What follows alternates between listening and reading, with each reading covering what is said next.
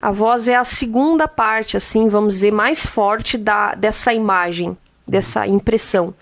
Por que a voz?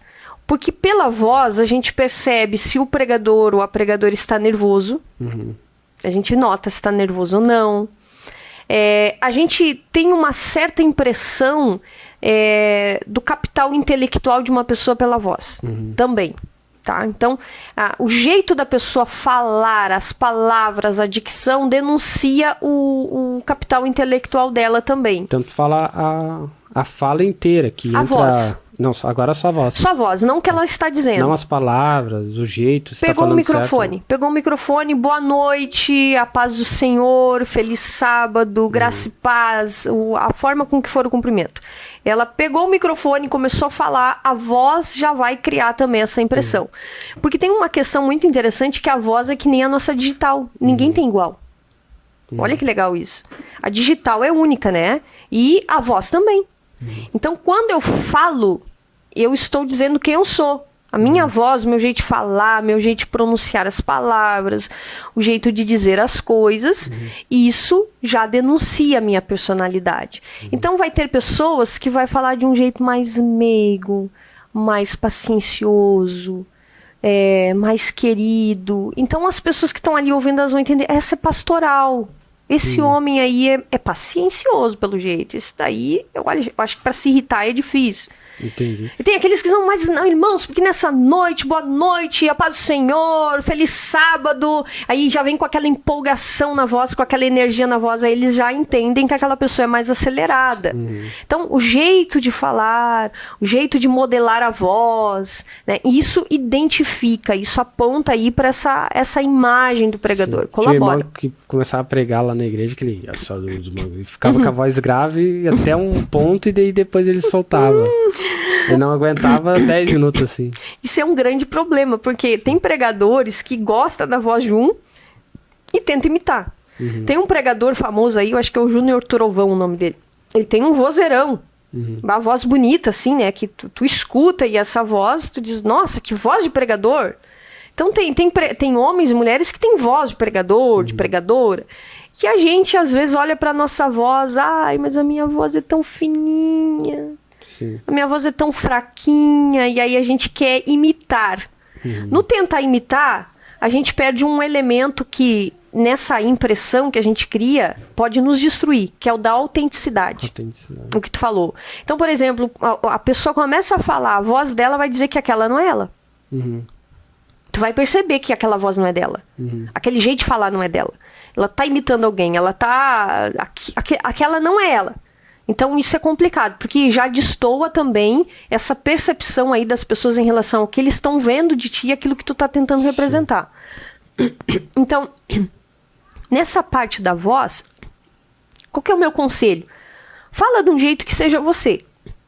Sim. Se tu quiser aprender, quero deixar minha voz mais grave porque isso vai me trazer mais credibilidade e tal, beleza, procura uma fono, faz os exercícios e tal, vai ali dar uma melhorada, a voz é mais forte, mais fraca. Lembra do juiz Sérgio Moro? Ele tinha uma imagem, um capital, vamos dizer assim, que as pessoas olhavam para ele e pelo que ele representava no Brasil e pensavam, esse cara é um cara muito forte, ele é corajoso, ele enfrenta o sistema.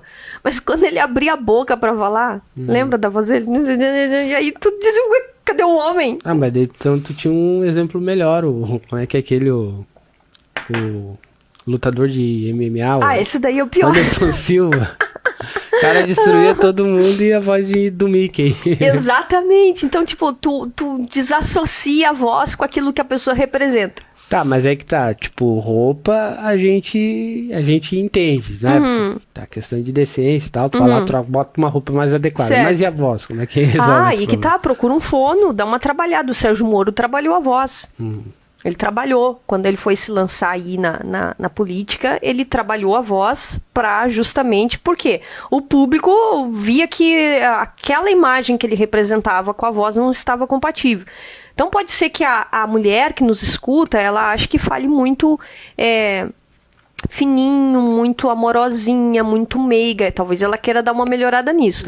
O meu conselho é, procura um profissional, Veja o que dá para melhorar, mas sem perder a sua essência. Entende? Sem perder quem você é. E se a pessoa não tem essa condição, acho que ser original é o melhor caminho para começar. Né? Isso. E se a pessoa tem talvez um complexo, o interessante é ela gravar para se ouvir. Ótimo, ótimo. Porque a voz que a gente escuta, né, não é a mesma que as pessoas estão escutando. Porque a gente está escutando aqui toda a questão da caixa do corpo e tal. A gente, na verdade, eu acho que até escuta a voz mais grave do que ela realmente é. Por isso que a gente acha estranho quando a gente escuta a gente fora da caixa, né? Então, o ideal é gravar pra ver. Daqui a pouco é o som de algumas palavras que tu vai corrigindo você mesmo, né? Ou até na internet deve ter alguma coisa sobre isso. Tem muitos exercícios que ensina. Tem pessoas com perfil no Instagram também que ensinam, no YouTube. Então, recurso tem. Sim, não necessariamente precisa gastar com isso. Exatamente. Mas dá pra investir nisso de forma... Se isso é uma coisa que te incomoda muito, tem que procurar ajuda. Sim, vai mais rápido, chega mais rápido. Isso, exatamente. Então, tem que procurar ajuda. Agora, é uma coisa que tem que respeitar quem você é, tua voz. Ela não vai mudar, ela vai melhorar. Agora, o que não pode acontecer é eu querer imitar. Aí eu gosto muito da Camila Barros, então eu vou falar que nem ela. Os trejeitos. Aí eu gosto da Thalita Pereira, então eu vou falar rapidinho, né? Porque eu acho muito legal ela falando. E aí, gente, é nós. A gente não é eco de ninguém, nós somos uma voz. Então a gente tem que respeitar isso. E a nossa voz também, ela vai ou não criar uma boa primeira impressão. Então a gente precisa cuidar. Quando falar com a igreja, não fala baixinho pra dentro. Fala pra fora. Paz do Senhor, irmãos. Boa noite. Feliz sábado. Fala pra fora. Graça e paz. Entende? Fala pra fora. Isso já vai mostrar que tu tá ali, que tu não tá morrendo, que tu foi pra ali com ânimo. Isso entende? É um bom ponto pra falar, porque tem gente que se solta, né, igual eu, mais pro meio da pregação. Né, fica nervoso ali no início. Eu, assim, ó, quando eu começo a pregar, já vejo aí me mandando eu aproximar o microfone ou a Amanda. A última vez assim. eu te assisti de forma remota, me deu vontade de ligar pro telefone dela e dizer, manda ele aproximar o microfone que tá longe. É uma coisa que, tipo assim, eu me desligo e eu fico concentrado só no que tem pra fazer, e depois, quando eu me solto, que daí eu vou começar a ter a pensar, a controlar mais a voz. Então é uma coisa que às vezes é só tu começar a treinar e já pensar, não, já vou entrar com essa ideia, já vou chegar próximo. Isso que tu falou é interessante, porque tem pregadores, tem pregadoras que se preocupam no que vai dizer e esquece como está falando. E aí que tá a questão. Esse podcast, meu povo, ele não está desconsiderando o que você vai dizer. Sim, mas o foco hoje o tema desse podcast é como, é a impressão que causamos. Então isso a gente precisa pensar, e isso precisa ser cuidado. Então, quando você vai pregar, que nem tu disse, tu tem que ter em mente que a altura da voz, a roupa precisa estar de acordo com o que você vai falar. Isso é importante. Precisa também estar de acordo com o público. Entende? Então, por exemplo, eu sou uma mulher, eu tenho a minha voz fininha, minha voz é mais meiga, mais delicada, e eu vou ali pregar na igreja, eu tenho pessoas misturadas ali, homens e mulheres. É claro que para os homens a minha voz vai gerar uma imagem na cabeça deles. Eles vão pensar, essa é uma mulher, é feminina, é frágil, vai ter vários pensamentos subconscientes ali, porque a voz denuncia a minha feminilidade.